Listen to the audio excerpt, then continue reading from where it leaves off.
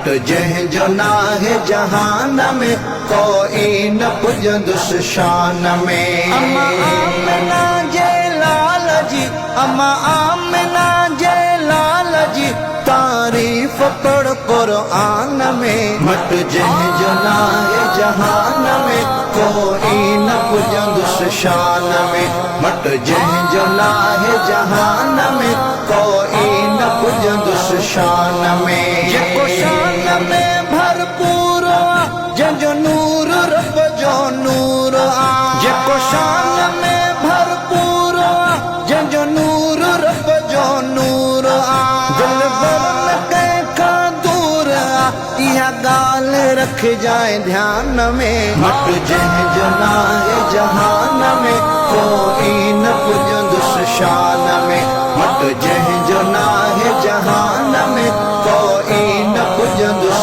शान में पैगंबर नाहे रब जंहिंखे चाहींदो आहे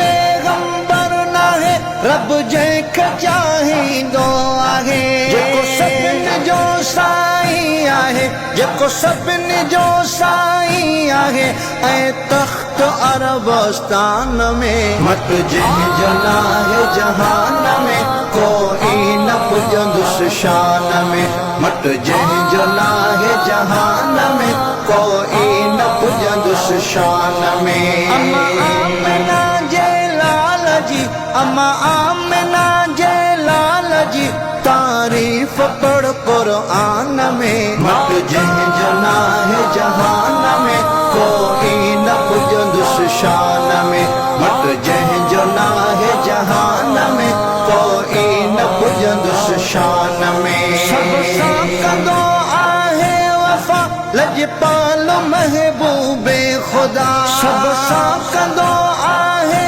वफ़ा लजपाल महबूबे ख़ुदा उन यार जी उल्फत मिठा उन यार जी उल्फत मिठा आहे मुंहिंजी जिंद ऐं जान में मट जंहिं जो नाहे जहान में कोई न पुजंदुस शान में मट जंहिं जो नाहे जहान में कोई न पुजंदुस शान में साईं सदाई थींदो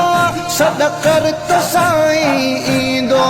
साईं सदाई थींदो सदकर त साईं ईंदो गम दर्द लाहे छॾींदो गम दर्द लाहे छॾींदो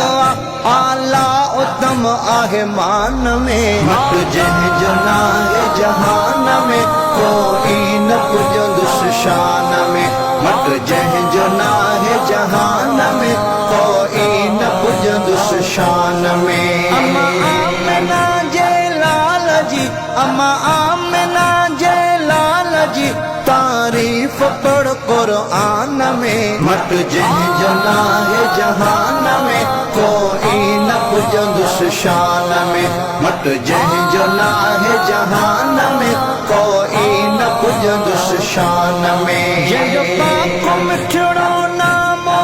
ही अदील उन जे साम जंहिंजो पाक मिठड़ो नाम ही अदील उन जे साम ही कुरैशी संदन गुलाम ही कुरैशी संदन गुलाम शलकन नजर दरबान में मट जंहिं जो नाहे जहान में कोई न पुजंदुस शान में मट जंहिं जो नाहे जहान में कोई न पुजंदुस शान में कोई न पुजंदुस शान में।